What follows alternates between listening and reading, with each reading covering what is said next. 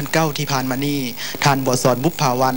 นายกรัฐมนตรีแห่งสาธารณรัฐประชาธิปไตยประชาชนลาวพร้อมด้วยคณะได้ลงเยี่ยมยามพบปะอบรมพ่อแม่ประชาชนกลุ่มดงบังเมืองไซธานีนครหลวงเวียงจันทน์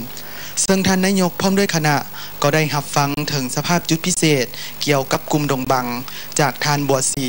เลขาคณะพรรคของกลุ่มดงบังคือกลุ่มดงบังแม่นเขตที่มั่นหนึ่งของการปฏิวัติในสมัยต่อสู้กู้ชาติกับพวกลาวเบื้องขึ้นแต่ก่อนเอิ้นว่าตาแสงดงบังโดยแบ่งเอาเป็นบางบ้านที่ขึ้นกับตาแสงบ้านซางและตาแสงสินไซรวมเข้ากัน7บ้านในนั้นมีบ้านที่ได้รับนามบัญญัติเป็นบ้านวิลาชนก็คือบ้านดงบัง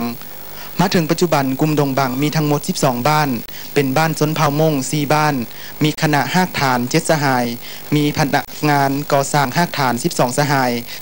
การเคลื่อนไหวเวียกงานการเมืองแนวคิดเห็นได้ว่าประชาชนมีสติเป็นเจ้าของประเทศชาติอย่างแท้จริง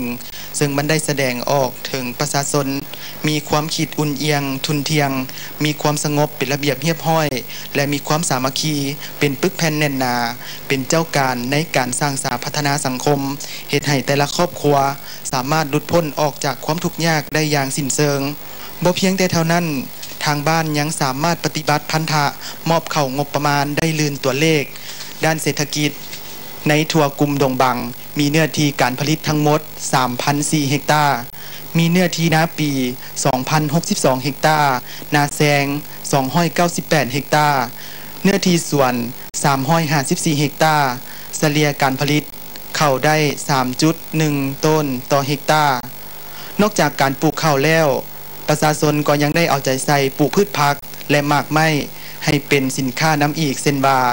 การปลูกผักปลอดสารพิษในโอกาสเดียวกันนี้ท่านนายกรัฐมนตรีก็ได้โอลมกับพ่อแม่ประชาชนและย่องยอสมเสยที่กลุ่มดงบังเป็นกลุ่มที่มีความสามัคคีดีถึงว่าจะอยู่ร่วมกันหลายบ้านหลายเผ่าและเฮ็ดให้เสริมขยายน้ำใจฮักชาติน้ำใจดุมันมูลเสื้อพิละอาจหารให้มั่นคงตลอดไปหลังจากนั้นท่านนายกรัฐมนตรีพร้อมด้วยคณะได้ลงเยี่ยมยามโรงเรียนอนุบาลดงบังซึ่งเป็นของขวัญจากท่านเองที่ได้สร้างให้ลูกหลานภายในกลุ่มดงบังได้เข้าโรงเรียน